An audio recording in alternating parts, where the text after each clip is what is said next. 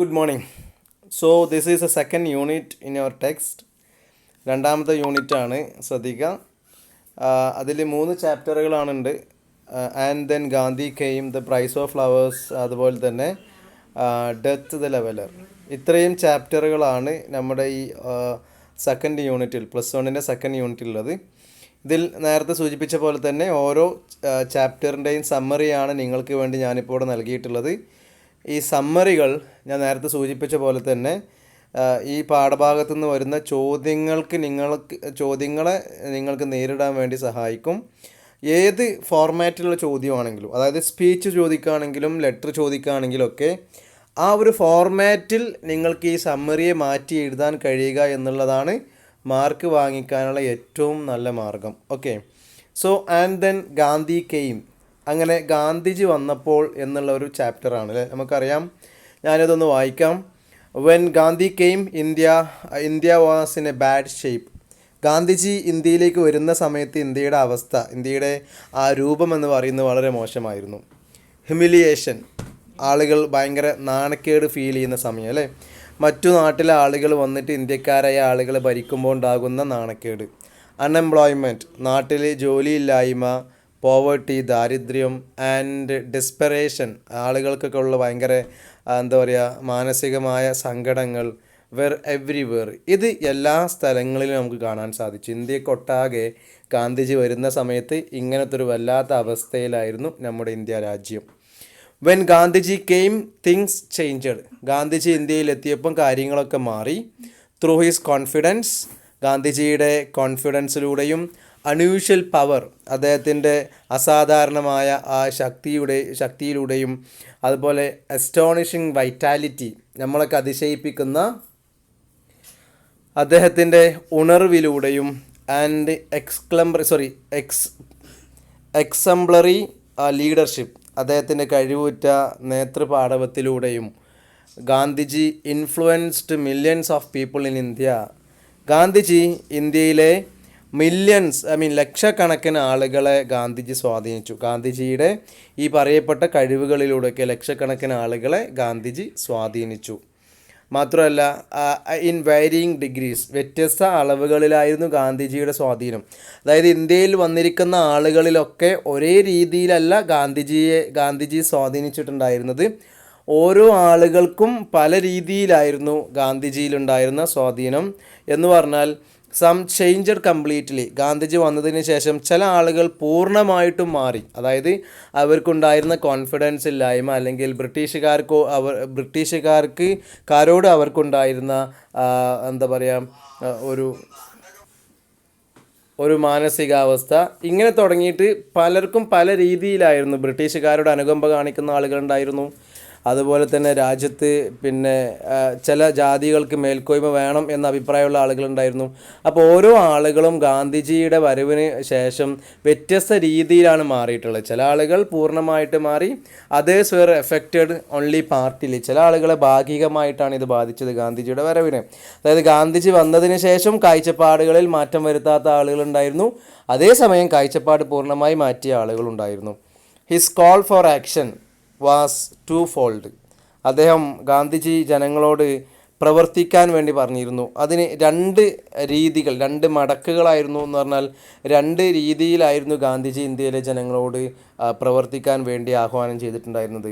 One involve, ഒന്നിൽ ഒരു മടക്ക് അല്ലെങ്കിൽ ഒരു രീതി എന്ന് പറയുന്നത് in challenging and resisting foreign rule.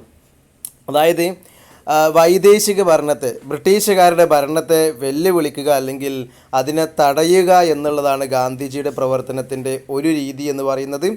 മറ്റൊന്ന്, the other was fighting against our own social evils. മറ്റൊരു ഘടകമെന്ന് പറയുന്നത്, അല്ലെങ്കിൽ മറ്റൊരു രീതിയിലുള്ള പ്രവർത്തനം എന്ന് പറയുന്നത് നമ്മുടെ തന്നെ നാട്ടിലുള്ള സാമൂഹിക തിന്മകളെ തടയുക എന്നുള്ളതായിരുന്നു. അപ്പോൾ 2 പ്രശ്നങ്ങളാണ് ഇന്ത്യ രാജ്യത്ത് ഗാന്ധിജി വരുന്ന സമയത്ത് ഉണ്ടായിരുന്നത്. ഒന്ന്, ബ്രിട്ടീഷുകാരെന്ന് പറയുന്ന ഈ ബ്രിട്ടീഷുകാരുടെ അടിച്ചമർത്തുന്ന ഭരണം. രണ്ടാമത്തത്, ഇന്ത്യക്കുള്ളിൽ തന്നെ സാമൂഹികമായ പല തിന്മകളുണ്ടായിരുന്നു. അതായത് ഈ പറയുന്ന ജാതി സമ്പ്രദായം, തൊട്ടുകൂടായ്മ, ഇങ്ങനെ തുടങ്ങിയിട്ടുള്ള ഒരുപാട് പ്രശ്നങ്ങൾ. അതായത് ചില ജാതികൾക്ക് മേൽക്കോയ്മ, ചില ജാതികൾ താഴെയായിരുന്നു, ചിലത് മേലെയായിരുന്നു. അതുപോലെ തൊഴിലില്ലായ്മ, ഇങ്ങനെ തുടങ്ങിയിട്ടുള്ള വിദ്യാഭ്യാസക്കുറവ്, ഇങ്ങനെ തുടങ്ങിയിട്ടുള്ള നമ്മുടെ നാട്ടിലുണ്ടായിരുന്ന സാമൂഹിക തിന്മകൾക്കെതിരെയും പോരാടണം, മാത്രമല്ല ബ്രിട്ടീഷുകാർക്കെതിരെയും പോരാടണം. ഇങ്ങനെ രണ്ട് ഫോൾഡുകളിലായിട്ട്, രണ്ട് മടക്കുകളായിട്ടായിരുന്നു ഗാന്ധിജിയുടെ പ്രവർത്തന രീതി എന്ന് പറയുന്നത്. ഹിസ് പ്രിൻസിപ്പൽ അദ്ദേഹത്തിൻ്റെ പ്രധാനപ്പെട്ട ലക്ഷ്യങ്ങൾ എന്ന് പറയുന്നത് ഫ്രീഡം ത്രൂ പീസ്ഫുൾ മീൻസ്, സമാധാന മാർഗത്തിലൂടെ സ്വാതന്ത്ര്യം നേടുക എന്നുള്ളതായിരുന്നു. നാഷണൽ യൂണിറ്റി, അതുപോലെ തന്നെ രാഷ്ട്രത്തിൻ്റെ ഐക്യത്തിലൂടെയും സൊല്യൂഷൻസ് ഓഫ് മൈനോറിറ്റി പ്രോബ്ലംസ്, ഈ ന്യൂനപക്ഷങ്ങളുടെ പ്രശ്നങ്ങൾക്ക് പരിഹാരം കണ്ടും, അതുപോലെ ഇംപ്രൂവ്മെൻറ്റ് ഓഫ് ഡിപ്രസ്ഡ് ക്ലാസ്സസ്, അടിച്ചമർത്തപ്പെട്ട വിഭാഗങ്ങളെ പുരോഗതി കൈവരിച്ചുകൊണ്ടും, ആൻഡ് എൻഡിങ് ഓഫ് അൺടച്ചബിലിറ്റി, ഈ തൊട്ടുകൂടായ്മ അവസാനിപ്പിച്ചുകൊണ്ടൊക്കെ രാജ്യത്ത് സമാധാനപരമായ സ്വാതന്ത്ര്യം കൊണ്ടുവരണം എന്നാണ് ഗാന്ധിജിയുടെ പ്രധാനപ്പെട്ട തത്വങ്ങൾ. The effect of his leadership was electrifying. അദ്ദേഹത്തിൻ്റെ നേതൃത്വത്തിൻ്റെ ആ ഒരു എഫക്റ്റ് എന്ന് പറയുന്നത് വളരെ ഇലക്ട്രിഫൈങ് ആയിരുന്നു, വളരെ ഒരു വൈദ്യുതി തരംഗം പോലെയായിരുന്നു. People were no more willing to suffer under foreign domination. ആ കാലഘട്ടത്തിൽ ഗാന്ധിജി വന്നതിന് ശേഷം people were no more willing, ആളുകളാരും തയ്യാറായില്ല, ഇനി അവർക്ക് കഴിയൂല, അല്ലെങ്കിൽ അവർ തയ്യാറല്ല എന്നതിന് to suffer under foreign domination, വൈദേശിക ആധിപത്യത്തിൻ്റെ കീഴിൽ അവരിനി സഹിക്കാൻ തയ്യാറല്ല, ബ്രിട്ടീഷുകാരെ ഇവിടുന്ന് തുരത്തി ഓടിക്കണം എന്ന രീതിയിലേക്ക് ആളുകളുടെയൊക്കെ മനസ്സ് മാറ്റാൻ ഗാന്ധിജിക്ക് സാധിച്ചു. They wanted freedom and they were willing to make any sacrifice for it. ജനങ്ങൾക്കൊക്കെ എന്താവശ്യമായി വന്നു? സ്വാതന്ത്ര്യം ആവശ്യമായി വന്നു. ആൻഡ് ദേ വർ വില്ലിംഗ്, അവർ തയ്യാറായിരുന്നു to make any sacrifice for it, അതിനു വേണ്ടിയിട്ട് എന്ത് ത്യാഗവും സഹിക്കാൻ ഇത്തരക്കാർ തയ്യാറായിരുന്നു. ഇതാണ് ഗാന്ധിജി ഇന്ത്യയിൽ വന്നപ്പോൾ സംഭവിച്ചത്. ഇത് ജവഹർലാൽ നെഹ്റുവിൻ്റെ ഡിസ്കവറി ഓഫ് ഇന്ത്യ എന്ന് പറയുന്ന അദ്ദേഹത്തിൻ്റെ ആത്മകഥയിൽ നിന്നുള്ള ചെറിയൊരു ഭാഗമാണ്. അപ്പോൾ ഇതിൻ്റെ ഒരു സമ്മറിയാണ് ഈ പറയുന്നത്. ഈ ചാപ്റ്ററിൽ നിന്ന് നമുക്ക് പ്രതീക്ഷിക്കേണ്ട ചോദ്യങ്ങളുടെ ഒരു ലിസ്റ്റ് ഞാൻ താഴെ വോയിസ് ആയി നിങ്ങൾക്ക് നൽകാം. ശ്രദ്ധിക്കേണ്ട കാര്യം, ഈ ഒരു സംഭവം എങ്ങനെ ചോദിച്ചാൽ, ഗാന്ധിജിയെക്കുറിച്ച് പ്രസംഗം ചോദിച്ചാൽ, ഗാന്ധിജിയെക്കുറിച്ച് കത്ത് എഴുതാൻ പറഞ്ഞാൽ, ഇങ്ങനെയൊക്കെ ചോദിച്ചാലും ഈ ഒരു കണ്ടൻറ്റുകൾ എഴുതി വെച്ചാൽ, ഞാൻ നേരത്തെ പറഞ്ഞു പ്രസംഗത്തിനൊരു ഫോർമാറ്റ് ഉണ്ട്, അതുപോലെ തന്നെ കത്ത് എഴുതുന്നതിന് ഫോർമാറ്റ് ഉണ്ട്. ഇത്തരം ഫോർമാറ്റുകളൊക്കെ പാലിച്ചുകൊണ്ട് നമ്മൾ ഇതിനെ പൂർത്തീകരിക്കാൻ ശ്രമിക്കുകയാണെങ്കിൽ നമ്മൾക്ക് ഇതിനുള്ള മാർക്ക് തീർച്ചയായിട്ടും കിട്ടും. മാത്രമല്ല നമ്മൾ ശ്രദ്ധിക്കേണ്ട കാര്യം, കത്തിൻ്റെ ഫോർമാറ്റുകൾ ഞാൻ തന്നിട്ടുണ്ട്. ഇനി പ്രസംഗവുമായി ബന്ധപ്പെട്ട് മറ്റു ഫോർമാറ്റുകളൊക്കെ ഞാൻ വൈകാതെ അടുത്ത വീഡിയോയിൽ നൽകുന്നതായിരിക്കും. ഓക്കെ, ഇനി അതിന് ശേഷമുള്ള ചാപ്റ്ററാണ് ദ പ്രൈസ് ഓഫ് ഫ്ലവേഴ്സ് എന്ന് പറയുന്നത്. നിങ്ങൾക്ക് നല്ല ഓർമ്മയിൽ ഉണ്ടാവുന്ന ഒരു ചാപ്റ്ററും കൂടെയാണ്, നല്ല എളുപ്പമുള്ള നല്ല കഥയുള്ള ഒരു ചാപ്റ്ററാണെന്ന് വിചാരിക്കുന്നു. The narrator of the story meats this little girl named Alice, അല്ലെങ്കിൽ മാഗി അല്ലേ. നറേറ്റർ ഓഫ് ദ സ്റ്റോറി, ഈ കഥയുടെ നറേറ്റർ എന്ന് പറയുന്നത് ഗുപ്ത എന്ന് പറയുന്ന ഇന്ത്യക്കാരനാണ്. അദ്ദേഹം he meats this little girl named Alice, Alice എന്ന് പറയുന്ന ഒരു ചെറിയ കുട്ടിയെ കണ്ടുമുട്ടുന്നു. And has a lot of sympathy for her, അവളോട് ഒരുപാട് സിമ്പതി തോന്നുന്നു, അനുകമ്പ തോന്നുന്നു. ആൻഡ് ഹെർ മദർ, അവളുടെ അമ്മയോടും. അപ്പോൾ അവളുടെ പേര് ആലീസ് ആണ് ശരിക്കുള്ള പേര്, അവളെ വിളിക്കുന്ന പേര് മാഗി എന്നാണ്, നറേറ്ററുടെ പേര് ഗുപ്ത എന്നാണ്. ഇതൊക്കെ നിങ്ങളുടെ ഓർമ്മയിലുണ്ട് എന്ന് പ്രതീക്ഷിക്കുന്നു. Alice works as a typist and her mother makes cake to sell them on Saturdays. ആലീസ് ഒരു ടൈപ്പിസ്റ്റായി വർക്ക് ചെയ്യുന്നു, അവളുടെ അമ്മയാണെങ്കിൽ ശനിയാഴ്ചകളിൽ വിൽക്കാൻ വേണ്ടി കേക്കുകൾ ഉണ്ടാക്കുന്നവരാണ്. Because the narrator is an Indian, the mother and daughter expect that he might be able to see a distant person in the ring and what he is doing. അതായത് നറേറ്റർ ഇന്ത്യക്കാരനായതുകൊണ്ട് തന്നെ അവളുടെ അമ്മയും അതുപോലെ അവളും പ്രതീക്ഷിക്കുന്നത് അവർക്ക് എന്താ പറയുക, ഒരു മൂതരത്തിലേക്ക് നോക്കിക്കഴിഞ്ഞാൽ ദൂരെയുള്ള ആളുകളെ കാണാനും അവരെന്ത് ചെയ്യുന്നു എന്ന് കാണാനൊക്കെ സാധിക്കും എന്ന് അവർ വിശ്വസിക്കുന്നു. കാരണം അവരുടെ കയ്യിൽ ഒരു മാജിക്കൽ റിങ് ഉണ്ട് എന്ന് നമുക്കറിയാം. ആ റിങ്ങിലേക്ക് നോക്കിക്കഴിഞ്ഞാൽ ശരിയായ ഹിന്ദുവായ ഒരാൾ, നല്ല വിശ്വാസ്യതയോടുകൂടി ഹിന്ദുവായി ജീവിക്കുന്ന ഒരാൾ കൃത്യമായിട്ട് ദൈവത്തെ ധ്യാനിച്ചുകൊണ്ട് ആ മോതിരത്തിലേക്ക് നോക്കിക്കഴിഞ്ഞാൽ അങ്ങ് ദൂരെ വിദേശത്തൊക്കെ നിൽക്കുന്ന ആളുകൾ അവരെന്ത് ചെയ്യുന്നു, അവരെവിടെയാണ്, ഇങ്ങനെയുള്ള കാര്യങ്ങളൊക്കെ കൃത്യമായിട്ട് ആ മോതിരത്തിലേക്ക് നോക്കിയാൽ കാണാൻ പറ്റും എന്ന് പറഞ്ഞൊരു സന്യാസി കൊടുത്ത മോതിരമായി വ്യത്യാസമായിരുന്നു. അപ്പം ഗുപ്ത ഒരു ഇന്ത്യക്കാരനായതുകൊണ്ട് തന്നെ ഗുപ്തയിൽ നിന്നും അവർ പ്രതീക്ഷിക്കുന്നത് അതായിരുന്നു അല്ലേ. The narrator realizes that this superstition is not only confined in India. നറേറ്റർക്ക് മനസ്സിലാകുന്നു ഇത്തരത്തിലുള്ള അന്ധവിശ്വാസങ്ങൾ ഇന്ത്യയിൽ മാത്രമല്ല വിദേശ രാജ്യങ്ങളിലും ഉണ്ട് എന്ന് നറേറ്റർ മനസ്സിലാക്കുന്നു. The narrator is not able to see anything in the ring. അങ്ങനെ ഇവരുടെ സഹോദരൻ കൊടുത്തു എന്ന് പറയുന്ന, അല്ലെങ്കിൽ സഹോദരന് വേണ്ടി കൊടുത്തു എന്ന് പറയുന്ന ഈ മൂതരത്തിൽ നറേറ്ററെ നോക്കാൻ വേണ്ടി ക്ഷണിക്കുകയും അങ്ങനെ നറേറ്റർ നോക്കുന്ന സമയത്ത് ഒന്നും കാണാണ്ടിരിക്കുകയും ചെയ്തു. അങ്ങനെ നറേറ്റർ ഒന്നും കാണുന്നില്ല എന്ന് പറഞ്ഞു പോവുകയും അതിനുശേഷം ഇവരുടെ അമ്മ കിടപ്പിലാവുകയും അമ്മ കിടപ്പിലാവുന്ന സമയത്ത് later on in the story when we see that the mother is ill, then ഈ അമ്മ കിടപ്പിലാവുന്നു, അസുഖമാവുന്നു. The other lies that is brother is okay. ആ സമയത്ത് വീണ്ടും മാഗി ഗുപ്തയെ വീട്ടിലേക്ക് ക്ഷണിക്കുന്നു. ആ മൂതരം ഒന്നും കൂടെ നോക്കാൻ വേണ്ടി പറയുന്നു. അതിലേക്ക് നോക്കുമ്പം, കാരണം ഇവളുടെ സഹോദരൻ, അതായത് പിന്നെ ഈ അമ്മയുടെ മകൻ, അവൻ ഇന്ത്യയിൽ എവിടെയോ പിന്നെ പട്ടാള ജോലിക്ക് വേണ്ടി പോയിട്ടുണ്ട്. അതുകൊണ്ട് തന്നെ ഇവനെ ഇനി അവൻ പോയതിന് ശേഷം അമ്മക്കോ ഇവൾക്കോ ഇവനെക്കുറിച്ച് യാതൊരു വിവരവുമില്ല. അതുകൊണ്ട് തന്നെ ഈ ഒരു മൂതരത്തിലേക്ക് നോക്കിക്കഴിഞ്ഞാൽ അവനിപ്പോൾ ജീവനോടെ ഉണ്ട്, അവൻ എവിടെ ഉണ്ട് എന്നുള്ള കാര്യങ്ങളൊക്കെ ഈ ഗുപ്തക്ക് മനസ്സിലാകും എന്ന് വിചാരിച്ചുകൊണ്ട് അമ്മ അസുഖമായപ്പോൾ ഒരിക്കൽ കൂടി മാഗി പിന്നെ ഗുപ്തയെ വീട്ടിലേക്ക് ക്ഷണിക്കുന്നു, മൂതരത്തിലേക്ക് നോക്കാൻ പറയുന്നു. അമ്മയുടെ ഈ ശോചനീയാവസ്ഥ, അമ്മയുടെ അസുഖം കണ്ടുകൊണ്ട് അമ്മയെ വിഷമിപ്പിക്കണ്ട എന്ന് വിചാരിച്ച് ഈ പറയുന്ന നരേറ്റർ അല്ലെങ്കിൽ ഗുപ്ത അവരോട് കള്ളം പറയുന്നു. എന്ത്, ബ്രദർ ഓക്കെയാണ്, ബ്രദർ ഇപ്പോൾ ഇന്ന സ്ഥലത്തുണ്ട്, അവന് പ്രശ്നങ്ങളും ഒന്നും ഇല്ല എന്ന് പറയുന്നു. അങ്ങനെ ആഫ്റ്റർ സം ടൈം, കുറച്ച് സമയത്തിന് ശേഷം, the news of the death of the brother comes. ഈ സഹോദരൻ ശരിക്കും മരിച്ചു എന്നുള്ളൊരു കത്ത് ഇവരുടെ വീട്ടിലേക്ക് വരുന്നു. And narrator is ashamed. ആ സമയത്ത് നമ്മുടെ ഗുപ്തക്ക് നാണക്കേട് തോന്നി. കാരണം എന്താ, ഗുപ്ത അവിടെ ചെന്നിട്ട് കള്ളം പറഞ്ഞു അല്ലേ. കള്ളം പറഞ്ഞപ്പോൾ ശരിയായ അവസ്ഥ ഒരു കത്തിലൂടെ അവർ മനസ്സിലാക്കി. ആ സമയത്ത് ഒരു നാണക്കേട് തോന്നി. So he doesn't go to them. അങ്ങനെ ഇവന് പിന്നീട് ഗുപ്തക്ക് അവരുടെ വീട്ടിലേക്ക് പോകാനുള്ളൊരു മടി തോന്നി. And the time of his return to India comes. അങ്ങനെ അവൻ ഗുപ്ത ഇന്ത്യയിലേക്ക് തിരിച്ചു പോകുന്ന സമയമായി. കഥ മനസ്സിലായെന്ന് പ്രതീക്ഷിക്കുന്നു. ഗുപ്ത ആ വീട്ടുകാരോട്, അതായത് മാഗിയോടും അമ്മയോടും സഹോദരൻ ജീവിച്ചിരിപ്പുണ്ട് എന്ന് പറയുന്നു. പക്ഷേങ്കിൽ അങ്ങനെ ജീവിച്ചിരിപ്പുണ്ടെന്ന് പറഞ്ഞ ദിവസങ്ങൾക്കകം ഈ സഹോദരൻ മരിച്ചു എന്ന് പറഞ്ഞിട്ട്, കൊല്ലപ്പെട്ടു എന്ന് പറഞ്ഞ് ഒരു കത്ത് അവരുടെ വീട്ടിലേക്ക് വരുന്നുണ്ട്. അപ്പോൾ ഗുപ്തക്ക് മടിയായി, ഇനി എങ്ങനെ അവർ മുഖത്ത് നോക്കും. അങ്ങനെ ഈ ഗുപ്ത നാട്ടിലേക്ക് തിരിച്ചു വരുന്ന ദിവസമായി. പിന്നെ ഗുപ്തയ്ക്ക് അവരുടെ വീട്ടിലേക്ക് പോകുന്നത് പറയാൻ പോലും പറ്റാത്ത ഒരവസ്ഥയാണ്, മടിയാണ്. Then in the morning of his last day in London. അങ്ങനെ ലണ്ടനിൽ അവൻ്റെ അവസാനത്തെ ദിവസം, അന്ന് രാവിലെ Maggie come to say goodbye to him. Maggie goodbye പറയാൻ വേണ്ടി അവൻ്റെ അടുത്തേക്ക് വന്നു. And gives a shilling. എന്നിട്ട് അവനൊരു ഷില്ലിങ്, ഒരു നാണയം കൊടുത്തു. Which she earned with so much hard work. ഒരുപാട് ഹാർഡ് വർക്ക് കൊണ്ട് സമ്പാദിച്ച ആ നാണയം കൊടുത്തു. ഇവളൊരു ടൈപ്പിസ്റ്റാണ്, നമുക്കറിയാം, കഥയിലുണ്ട്. അപ്പം ഇവൾ ഒരുപാട് കാലം കൊണ്ട്, അല്ലെങ്കിൽ ഒരുപാട് ഹാർഡ് വർക്ക് ചെയ്തുകൊണ്ട് സമ്പാദിച്ച ആ ഷില്ലിങ് കൊടുത്തു. ആദ്യം ഇവൻ അത് വാങ്ങാൻ സമ്മതിച്ചില്ല, അവസാനം വാങ്ങാൻ തീരുമാനിച്ചു.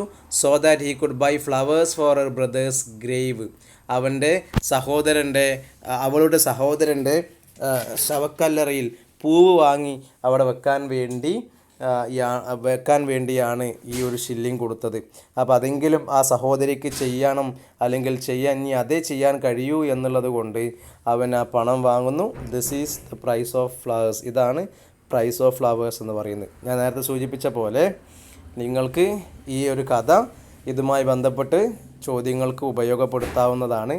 ഇനി മറ്റൊന്ന് പ്രധാനമായിട്ട് ഇന്ന് പ്രതീക്ഷിക്കേണ്ട ചോദ്യം ക്യാരക്ടർ സ്കെച്ചാണ്. മാഗിയുടേത് ചോദിക്കാം, അതുപോലെ ഗുപ്തയുടേത് ചോദിക്കാം. മാഗിയുടെ കഥ ക്യാരക്ടർ സ്കെച്ച് ഞാനൊന്ന് വായിക്കാം. In the story Maggi is described as A young girl possessing an excellent character. ഈ കഥയിൽ മാഗി ഒരു വളരെ ചെറിയ ഒരു കുട്ടിയാണ്, ഒരു വളരെ എക്സലൻ്റായ അതിമനോഹരമായ ക്യാരക്ടറുള്ള ഒരു പെൺകുട്ടിയാണ്. She appears to be about 13 or 14 years old. 13-14 വയസ്സുള്ള ഒരു പെൺകുട്ടിയാണ്. Her large eyes have a sad expression. ഇവളുടെ വലിയ കണ്ണുകൾക്ക് ഒരു സങ്കടകരമായ ഒരു എക്സ്പ്രഷനാണുള്ളത്. She is anxious to know whether the narrator was an Indian. ഈ ഈ നരേറ്റർ, ഈ ഗുപ്ത എന്ന് പറയുന്നത് അദ്ദേഹം ഇന്ത്യക്കാരനാണോ എന്നറിയാൻ അവളുടെ ഉള്ളിൽ വല്ലാത്ത ഉത്കണ്ഠയുണ്ടായിരുന്നു. And inquires about him with a cashier. മാത്രമല്ല കാഷ്യർ എടുത്ത് പിന്നെ ഗുപ്തയെ കുറിച്ചിട്ട് അന്വേഷിക്കുകയും ചെയ്തു, ഇന്ത്യക്കാരനാണോ അല്ലേ എന്നുള്ളത്. Later when she meets the narrator directly, അതിനുശേഷം നരേറ്ററെ ഡയറക്റ്റ് കാണുന്ന സമയത്ത് she expresses her anxiety about her brother working as a soldier in India. ഇന്ത്യയിൽ പട്ടാളക്കാരനായി ജോലി ചെയ്യുന്ന അവളുടെ ബ്രദറിനെ കുറിച്ചുള്ള അവളുടെ ആകാംക്ഷയും ഉത്കണ്ഠയും ഗുപ്തയോട് അറിയിച്ചു. She wonders whether her information about India as a land of tiger, snakes and fever is right. India എന്ന് പറയുന്നത് പാമ്പുകളുടെയും കടുവയുടെയും അതുപോലെ തന്നെ പനിയുടെയൊക്കെ രാജ്യമാണ് എന്നുള്ളത് അവൾ വല്ലാതെ അത്ഭുതപ്പെടുത്തി. മാത്രമല്ല അത് ശരിയാണോ എന്ന് ഗുപ്തയോട് ചോദിച്ചു. She invites the narrator to her home. മാത്രമല്ല നരേറ്ററെ, അതായത് ഗുപ്തയെ അവളുടെ വീട്ടിലേക്ക് ക്ഷണിക്കുന്നു. Introduces him to her mother, അതുപോലെ അമ്മയെ പരിചയപ്പെടുത്തി കൊടുക്കുന്നു. She also shares her mother's faith in crystal ring send from India. മാത്രമല്ല അവിടുന്ന് ഇന്ത്യയിൽ നിന്നും സഹോദരൻ അയച്ചു കൊടുത്ത ആ ഒരു കല്ലുമോതിരം, ആ കല്ലുമോതിരത്തെ കുറിച്ചിട്ടും അമ്മ അല്ലെങ്കിൽ അവർ അതിലുള്ള വിശ്വാസവും ഗുപ്തയോട് പങ്കുവെക്കുന്നു. When her mother becomes ill, അങ്ങനെ അമ്മക്ക് അസുഖമായപ്പോൾ she takes leave from the office to look after her. അവൾ ഓഫീസിൽ നിന്ന് രാജിവെച്ച് ജോലി നിർത്തലാക്കി അമ്മയെ പരിചരിക്കാൻ വേണ്ടി ചെല്ലുന്നു. She request narrator to gaze at crystal once more. ഒരിക്കൽ കൂടി ആ ക്രിസ്റ്റലിലേക്ക്, ആ മോതിരത്തിലേക്ക് നോക്കാൻ വേണ്ടി ഗുപ്തയോട് പറയുന്നു. And tell her mom that her brother is alive. അതുപോലെ തന്നെ സഹോദരൻ ജീവിച്ചിരിപ്പുണ്ട് എന്ന് അമ്മയോട് പറയാൻ വേണ്ടി ആവശ്യപ്പെടുന്നു. Although it is a false claim, അതിന് തെറ്റാണെങ്കിലും ശരിയല്ല, ബ്രദർ ജീവിച്ചിരിപ്പുണ്ടോ ഇല്ലേ എന്ന് അറിയില്ലെങ്കിൽ പോലും അമ്മയോട് കള്ളം പറയാൻ വേണ്ടി പറയുന്നു. ബൈ ഡൂയിങ് സോ, അങ്ങനെ പറയുന്നതിലൂടെ she ensures the well being of her mother. അമ്മയുടെ ഒരു വെൽ ബീയിങ്, അമ്മയുടെ സുഖാവാൻ വേണ്ടിയിട്ടുള്ള ഒരു പ്രതീക്ഷയിലാണ്. When the news of her brother's death comes, അങ്ങനെ അതിനുശേഷം സഹോദരൻ മരിച്ചു എന്നുള്ള ന്യൂസ് വന്നപ്പോൾ Maggie sacrifices a hard earned shilling for buying flowers to be laid on her brother's grave. ഇവൾ അധ്വാനിച്ച് കഷ്ടപ്പെട്ട് നേടിയ ഒരു ഷില്ലിംഗ് ഗുപ്തക്ക് കൈമാറുന്നു. എന്തിനു വേണ്ടിയിട്ട്? അവൻ്റെ ശവക്കല്ലറയുടെ മേലെ വെക്കാൻ വേണ്ടിയിട്ട്. Thus she proves herself to be a loving and caring girl. ഇതിലൂടെ അവൾ ഒരു നല്ല സ്നേഹസമ്പന്നയായ, അതുപോലെ നല്ല കെയറിങ് ഉള്ള ഒരു പെൺകുട്ടിയായിട്ട് തെളിയിക്കുകയാണ്. ഇതാണ് ഇവളുടെ ക്യാരക്ടർ സ്കെച്ച് എന്ന് പറയുന്നത്. ഇനി മറ്റൊന്ന് പ്രതീക്ഷിക്കേണ്ടത് ഗുപ്തയുടെ ക്യാരക്ടർ സ്കെച്ചാണ്. ശ്രദ്ധിക്കുക, ഗുപ്തയുടെ ക്യാരക്ടർ സ്കെച്ച് 2 വരിയാണ് നിങ്ങൾക്കിവിടെ കാണുന്നത്. ശ്രദ്ധിക്കുക, അതിൻ്റെ ഒരു ഇൻട്രൊഡക്ഷൻ മാത്രം തന്നിട്ട് ഞാൻ മേലെ നൽകിയിരിക്കുന്ന സമ്മറി അതുപോലെ എഴുതി വെച്ചാൽ ഗുപ്തയുടെ ക്യാരക്ടർ സ്കെച്ചായിട്ട് മാറും. Mister Gupta is a learned and educated Indian gentleman. Gupta എന്ന് പറയുന്നത് നല്ല വിദ്യാസമ്പന്നനായ പഠിച്ച ഒരു ഇന്ത്യൻ ജെൻറ്റിൽമാനാണ്. ഹീ സിൻസിയർ ആൻഡ് കമ്പാഷനേറ്റ്, നല്ല കനിവുള്ള അതുപോലെ നല്ല ആത്മാർത്ഥതയുള്ള ഒരു മനുഷ്യനാണ്. He goes and extra mile to help Maggie and her mother in distress. സങ്കടപ്പെട്ടിരിക്കുന്ന മാഗിയെയും അമ്മയെയും സഹായിക്കാൻ വേണ്ടി അദ്ദേഹം ഇറങ്ങി പുറപ്പെടുന്നു. ഇനി ബാക്കി നിങ്ങൾ എന്ത് ചെയ്യുക? കഥയുടെ സമ്മറി എഴുതി വെച്ചാൽ നിങ്ങൾക്ക് ഇതിനുള്ള മാർക്ക് കിട്ടുന്നതാണ്. ഇത്രയാണ് പ്രതീക്ഷിക്കേണ്ട ചോദ്യങ്ങൾ. ഇനി മറ്റു പല ചോദ്യങ്ങളൊക്കെ പരീക്ഷയ്ക്ക് വന്നിട്ടുണ്ട്. ആ ചോദ്യങ്ങൾ ഞാൻ നിങ്ങൾക്ക് താഴെ ഡിസ്കസ് ചെയ്യുന്നതായിരിക്കും. അപ്പോൾ ആ ചോദ്യങ്ങൾക്കൊക്കെ നിങ്ങൾക്ക് ഈ സമ്മറി ഉപയോഗപ്പെടുത്തി വ്യത്യസ്ത ഫോർമാറ്റുകളിലേക്ക് മാറ്റി എഴുതാവുന്നതാണ്. ഓരോന്നിൻ്റെയും ഫോർമാറ്റ് ഞാൻ നിങ്ങൾക്ക് നൽകി തരുന്നതാണ്. ഇനി ഡെത്ത് ദ ലെവലർ എന്ന് പറയുന്ന കവിതയുടെ സ്റ്റാൻസ വൈസ് സമ്മറിയാണ്. ശ്രദ്ധിക്കാം, സ്റ്റാൻസ വൈസ് സമ്മറി ഞാൻ എന്തുകൊണ്ട് നൽകുമെന്ന് ചോദിച്ചു കഴിഞ്ഞാൽ, ചില സമയങ്ങളിൽ ഏതെങ്കിലും സ്റ്റാൻസ ക്വസ്റ്റ്യൻ പേപ്പറിൽ തന്നിട്ട് അതിൻ്റെ മാത്രം അപ്രീസിയേഷൻ എഴുതാൻ, അതിനെ വിവരിച്ച് എഴുതാൻ പറയാറുണ്ട്. അല്ലാത്ത സമയത്ത് ചെറിയ സ്റ്റാൻസ് തന്നിട്ട് അതിലെ താഴെ ക്വസ്റ്റ്യൻസ് എഴുതാൻ പറയാറുണ്ട്. അതുകൊണ്ടാണ് ഓരോ സ്റ്റാൻസയും വേറെ വേറെയായി നിങ്ങൾക്ക് ഞാൻ ഇതിലൂടെ സമ്മറിയായി നൽകുന്നത്. ശ്രദ്ധിക്കുക, ഞാൻ വായിക്കാം. Death the leveller by James Shirley is a reminder to the readers that death is one day going to take everyone. James ഷെർലിയുടെ ഡെത്ത് ദ ലെവലർ എന്ന് പറയുന്ന കഥ ഓരോ കവിത ഓരോ വായനക്കാരനെയും ഓർമ്മിപ്പിക്കുന്നത് എന്താണ്? ഒരു ദിവസം നമ്മൾ ഓരോരുത്തരെയും എടുക്കാൻ വേണ്ടി മരണം വരും എന്നുള്ളതാണ്. ഇനി ശ്രദ്ധിക്കാം, ഒന്നാമത്തെ സ്റ്റാൻസയാണ് നമ്മൾ പറയുന്നത്. ഈ ഒന്നാമത്തെ സ്റ്റാൻസ തന്നിട്ട് നിങ്ങളോട് വിവരിക്കാൻ പറഞ്ഞാൽ നിങ്ങൾ ഇതങ്ങ് എഴുതി വെച്ചാൽ മതി കേട്ടോ. In the first stanza the poet cess that every achievement that A person can achieve in his life is temporary. എന്താ പറയുന്നത്? ഒന്നാമത്തെ സ്റ്റാൻസയിൽ കവി പറയുന്നു, എവറി അച്ചീവ്മെൻറ്റ്, ഓരോ നേട്ടവും, that A person can achieve, ഒരു മനുഷ്യന് നേടാൻ പറ്റുന്ന ഓരോ നേട്ടവും ഇൻ ഹിസ് ലൈഫ്, അവൻ്റെ ജീവിതത്തിൽ, ഈസ് ടെമ്പററി, അതൊക്കെ താൽക്കാലികമാണ്. And there is nothing that one can do to protect him or her from death. അവൻ്റെ അല്ലെങ്കിൽ അവളുടെ ജീവിതത്തിൽ നിന്നും മരണത്തിൽ നിന്നും ഒരു സാധനത്തിനും അവനെ അല്ലെങ്കിൽ അവളെ രക്ഷിക്കാൻ സാധിക്കില്ല. അവൻ എത്ര പടക്കോപ്പ് ഉണ്ടാക്കിയാലും, അവൻ എത്ര വലിയ രാജാവാണെങ്കിലും, അവൻ എത്ര വലിയ മണിമാളികയിൽ താമസിക്കുന്ന പണക്കാരനായാലും, ഇതൊന്നും അവനെ രക്ഷിക്കാൻ പര്യാപ്തമല്ല. എന്തിൽ നിന്നും? മരണത്തിൽ നിന്നും. Death will fall on rich king. ഈ മരണം എന്ന് പറയുന്നത് സമ്പന്നനായ രാജാവിൻ്റെ മേലെയും വന്ന് വീഴും. And on A poor man equally. അതുപോലെ തന്നെ പാവം പിടിച്ച മനുഷ്യൻ്റെ മേലും മരണം, രാജാവിൻ്റെ മേലെ എങ്ങനെയാണോ വന്ന് ചേരുന്നത്, അതേപോലെ തന്നെ പാവപ്പെട്ട ദരിദ്രനായ ഒരാളുടെ മേലും വന്ന് വീഴും. അതായത് മരണം മനുഷ്യരെ തുല്യനാക്കുന്ന ഒരു ഒരു ഒരു ഒരു പ്രത്യേക അവസ്ഥയാണ്. രാജാവാണെങ്കിലും അതുപോലെ തന്നെ അല്ലേ, വലിയ കോടീശ്വരനായി ഒരുപാട് സുഖസൗകര്യങ്ങൾ ആസ്വദിച്ച് ജീവിച്ചവനായാലും, ഒന്നുമില്ലാതെ പട്ടിണി കടന്ന് കഷ്ടപ്പെട്ട് ജീവിച്ചവനായാലും, മരണം രണ്ടു പേർക്കും തുല്യമാണ്. പണക്കാരന് പ്രത്യേക രീതിയിൽ സുഖകരമായ മരണവും പാവപ്പെട്ടവന് ദുർഘടമായ മരണം, ഇങ്ങനെ ഒരു സംവിധാനം മരണങ്ങൾക്കിടയിലില്ല. മരണം എന്ന് പറയുന്നത് എല്ലാവരെയും തുല്യമാക്കുന്ന ഒന്നാണ് എന്നുള്ള അതിബൃഹത്തായ ഒരു മെസ്സേജാണ് ഈ കവിതയിലൂടെ നൽകുന്നത്. ഇതാണ് ഒന്നാമത്തെ stanza. In the second stanza the poet cess that the success earned by great warriors by doing courageous work mean nothing before death.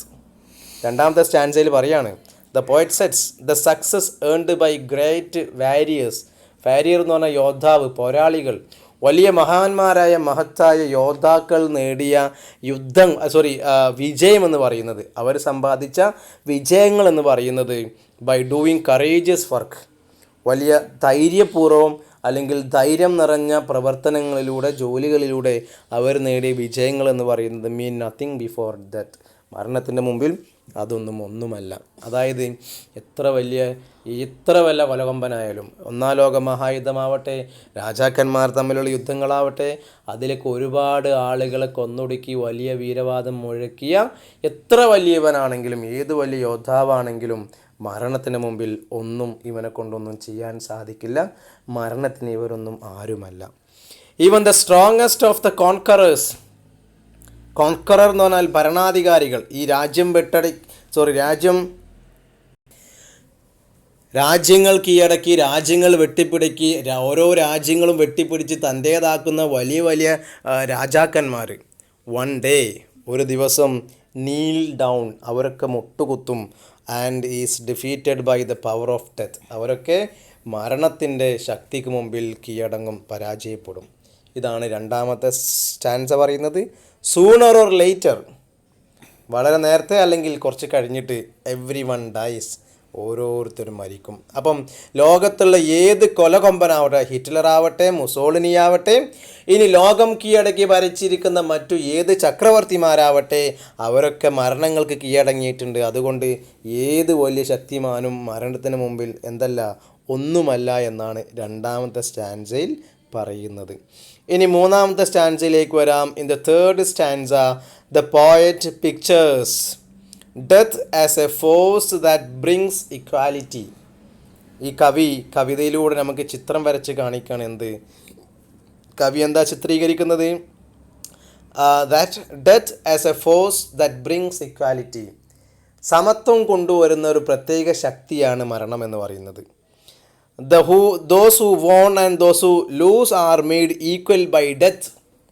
ജയിച്ചവനെയും പരാജയപ്പെട്ടവനെയും മരണം തുല്യരാക്കുന്നു.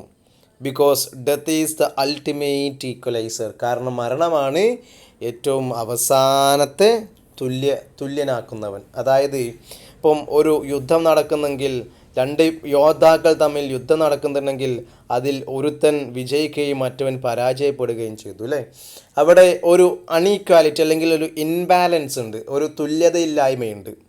ആ തുല്യതയില്ലായ്മയ്ക്ക് പരിഹാരമാണ് ഈ മരണം രണ്ടുപേരെയും ഒരേപോലെ പിടികൂടും എന്നുള്ളത്. ചില ആളത് അതിൽ ഒരാളത് നേരത്തെയാണെങ്കിൽ മറ്റാളുടേത് കുറച്ച് കഴിഞ്ഞിട്ടാവും, പക്ഷെ അവിടെ തുല്യമായ രീതിയിൽ തന്നെ മരണം അവരെ കൈകാര്യം ചെയ്യുന്നുണ്ട്. So death is the ultimate equaliser.